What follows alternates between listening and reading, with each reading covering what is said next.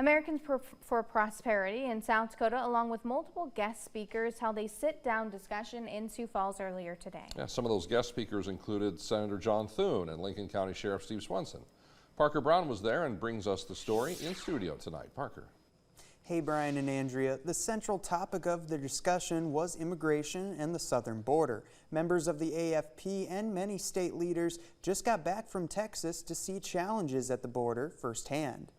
Sioux Falls is not a place where you might expect immigration and border policy to be discussed. But the Americans for Prosperity are bringing their stories from their trip to the border to encourage having important discussions. Visiting with the private business folks, the water district gentlemen that we visited with, saying that we have everything we need to be able to solve this issue, to make our border safe and to do immigration legally, but we don't have the political will.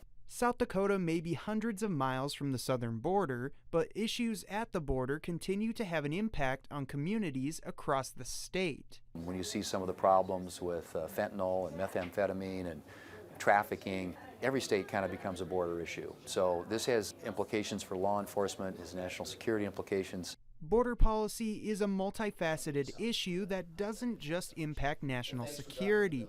Thune and Moore say that current policy incentivizes illegal means of entering the U.S., while making it difficult to legally acquire H-2A or H-2B visas. They say that it has had a large impact on South Dakota. Pork producers, the ag industry, the dairy industry, the hospitality, the tourism industry.